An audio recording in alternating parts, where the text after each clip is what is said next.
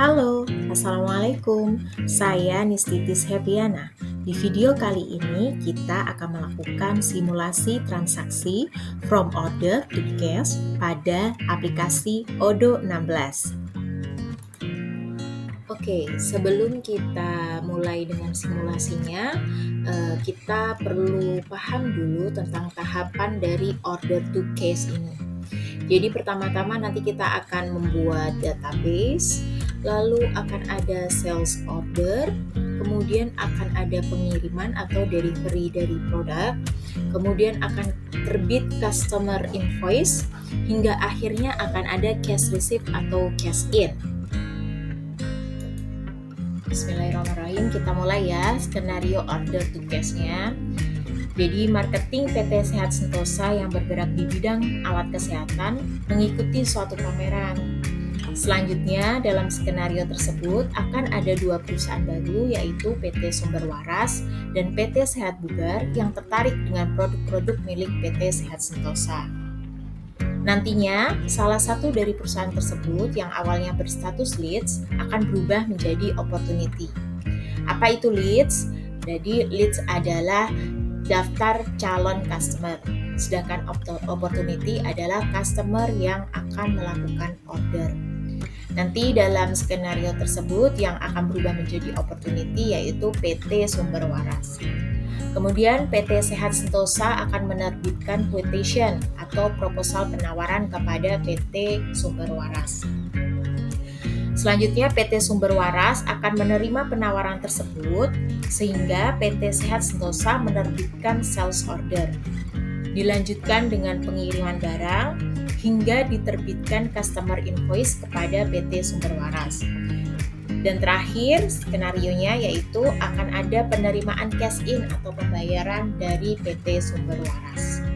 Berdasarkan skenario sebelumnya, kita bisa melihat di sini bahwa ada daftar leads.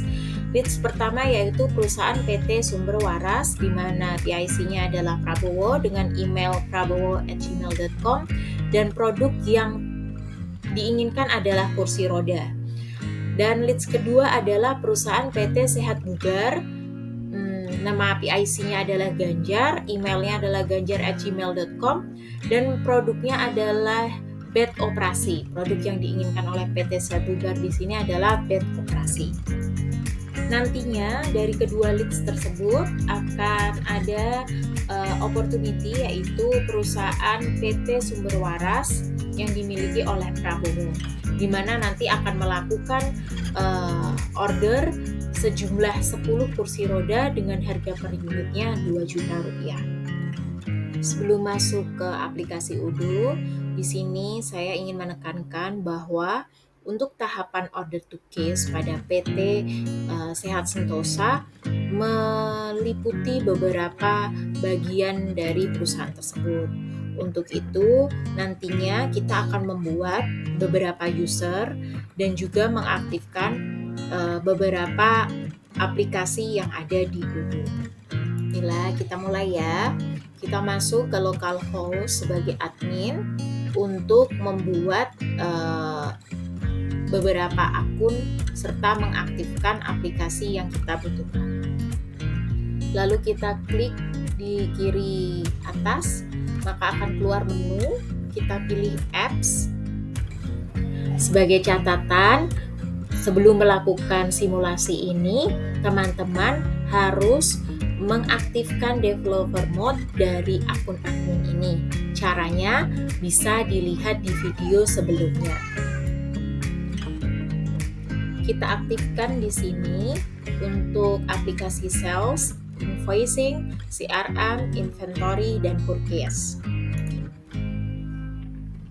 Kita aktifkan di sini. Nah, sekarang untuk membuat beberapa akun, kita bisa membuatnya dengan cara klik menu, lalu kita pilih setting. Lalu pilih manage user pada general setting. Klik new untuk menambahkan user baru. Pertama kita buat untuk accounting user. Di sini kita kasih nama Ana accounting untuk memudahkan bahwa A itu accounting dan dengan nama Ana. Lalu untuk aksesnya kita beri dia akses untuk di invoicing sebagai administrator. Lalu kita bisa klik tombol cloud di atas di sebelah tab new itu untuk membuat akun ini. Nah, kalau sudah dibuat nanti akan ada Ana accounting di list usernya. Nah, teman-teman, kita butuh untuk mengganti passwordnya. Untuk apa? Agar nanti kita bisa login dengan akun Ana di Odoo yang lain di laptop kita. Caranya bagaimana? Seperti yang di bawah, kita klik Ana accounting, lalu akan ada tampilan seperti kolom yang di bawah, lalu kita pilih action, lalu change password. Lalu kita bisa isi new password dengan password yang kita inginkan, lalu klik change password. Untuk lebih mudahnya, maka new password ini kita kasih aja Ana juga. Selanjutnya kita bisa membuat user akun lainnya dengan cara yang sama, klik new, lalu kita masukkan namanya yang kita inginkan. Misalnya untuk warehouse saya ingin namanya Wira, kemudian dia bisa mengakses untuk inventory, sehingga di bagian inventory kita klik administrator. Hal yang sama kita lakukan untuk membuat user akun sales. Di sini saya gunakan nama Susi. Untuk aksesnya saya beri di sales sebagai administrator. Teman-teman juga jangan lupa ya untuk change password. Kita buat juga untuk akun CRM-nya. Di sini saya pakai nama Cici. Kemudian untuk aksesnya dia bisa mengakses sebagai administrator di sales. Nah, kalau sudah dibuat semua, maka list usernya akan seperti ini, teman-teman. Nah, ini siap untuk dipakai di simulasi kali ini. Untuk mengaktifkan tab leads, sehingga kita bisa membuat leads pada akun Cici CRM, kita perlu mengaktifkan leads ini melalui akun admin. Caranya, kita klik setting di menu setting, lalu pilih CRM, lalu kita klik box di leads ini. Sekarang kita buka masing-masing user dengan browser yang berbeda atau lewat incognito Windows. Nah, ini kita masukkan ana@gmail.com dengan passwordnya Ana, cici@gmail.com dengan passwordnya Cici, dan seterusnya hingga Wira. Jadi kita punya 4 akun yang kita buka di 4 Windows yang berbeda atau 4 browser yang berbeda. Sesuai dengan skenario di awal, kita awali dengan akun Cici CRM. Kenapa akun Cici CRM? Karena 3 akun yang lain tidak akan bisa mengakses CRM. Jadi kita akan klik menu CRM. Lalu kita klik tab leads untuk membuat daftar leads. Lalu kita klik new. Nah, di sini kita bisa isi dengan leads pertama kita, yaitu PT Sehat Bugar dengan kontak name-nya Ganjar, lalu emailnya ganjar@gmail.com. Kemudian kita bisa klik tanda close di atas. Nah, nanti kita bisa lihat bahwa daftar leads yang pertama kita bikin, yaitu PT Sehat Bugar, sudah masuk ke dalam sistem. Kedua yaitu PT Sumber Waras, di mana kontak name-nya adalah Prabowo, emailnya di prabowo@gmail.com. Setelah daftar leads kita buat, dengan skenario di awal kita ingin PT Sumber Waras ini nantinya akan menjadi opportunity, artinya dia tertarik dengan produk dari perusahaan kita, yaitu PT Sehat Sentosa. Maka selanjutnya klik di PT Sumber Waras, akan ada interface seperti yang di bawah, lalu kita bisa klik convert to opportunity. Lalu klik create opportunity. kemudian tampilan pada CRM kita di dashboard akan menjadi seperti ini. Sesuai dengan skenario bahwa PT Sumber Waras ini akan melakukan order ke perusahaan kita, maka kita klik won, yang artinya bahwa PT Sumber Waras ini menginginkan produk dari perusahaan kita. Lalu nanti akan terlihat perbedaannya bahwa ketika kita klik won, maka akan ada label hijau won di sisi sebelah kanan atas dari PT Sumber Waras. Lalu kita akan melihat juga bahwa di pipeline yang tadinya di sisi new, di kolom new, maka akan berpindah PT Sumber Waras di kolom won. Lalu kita masuk ke akun Susi Sales, lalu kita klik tab menu sales. Setelah ada perusahaan yang menjadi opportunity, maka selanjutnya yang akan dilakukan adalah pembuatan quotation. Nah, pembuatan quotation ini dilakukan oleh bagian sales. Sekarang kita klik new untuk membuat quotation. Lalu kita klik panah ke bawah, kita akan memilih customer-nya yaitu PT Sumber Waras. Lalu kita isi juga expiration date-nya. Di sini saya pilih di tanggal 10 November atau 1 bulan ke depan. Kita isi juga untuk payment term-nya. Di sini saya pilih immediate payment. Isi bagian produk dengan produk yang diinginkan yaitu kursi roda, quantity-nya 10 dan unit price-nya yaitu 2 juta. Lalu klik tanda cloud di atas untuk menyimpan. Bisa dilihat bahwa quotation tadi yang namanya new akan berubah menjadi S0002. Selanjutnya yang akan kita lakukan adalah send by email ke customer yaitu PT Sumber Waras.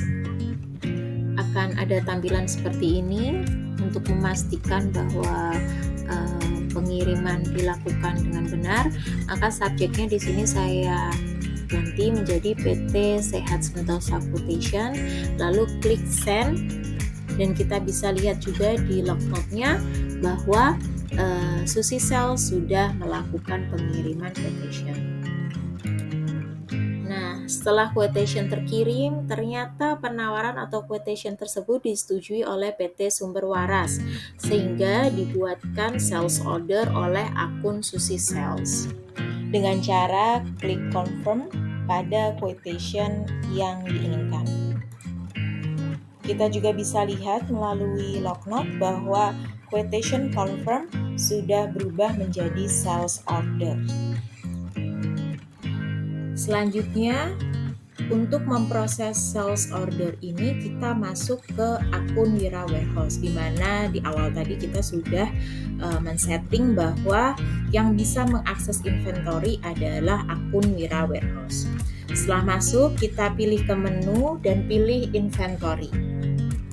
Lalu akan ada tampilan inventory overview seperti ini. Nah, kita pilih di bagian delivery order. Pada list delivery order kita akan menemukan reference yang mengacu pada SO dari PT Sumber Waras tersebut. Maka kita bisa klik reference tersebut. Selanjutnya personel di bagian inventory tersebut akan mengecek ketersediaan barang di gudang. Jika memang bisa memenuhi permintaan ini, yaitu 10 kursi roda, maka bisa mengklik validate. Tampilan akan berubah menjadi seperti ini, di mana di sini kita bisa juga memprint label yang akan disertakan dalam pengiriman. Selanjutnya pesanan akan dikirim ke customer yaitu PT Sumber Waras. Lalu kita bisa masuk ke akun Susi Sales untuk membuat invoice. Pilih menu sales, lalu kemudian kita buka quotation-nya, maka akan ada pilihan untuk create invoice. Kita klik bagian tersebut. Pilih regular invoice, lalu klik create and view invoice. draft invoice-nya sudah jadi, kan ada tampilan seperti ini. Draft invoice tersebut akan berubah menjadi invoice melalui akun Ana Accounting. Nah, sekarang kita masuk ke akun Ana Accounting, lalu pilih aplikasi invoicing. Kita bisa lihat di sini bahwa invoice dari PT Sumber Waras tersebut statusnya masih draft. Nah, habis itu kita klik di bagian number invoice-nya tersebut ya. Klik confirm. Lalu klik send and print. Akan ada pilihan seperti ini. Nah, ini biasanya kalau memang ada alamat pos, maka akan ada checklist send by post. Tapi kali ini kami akan mengirimkan via email.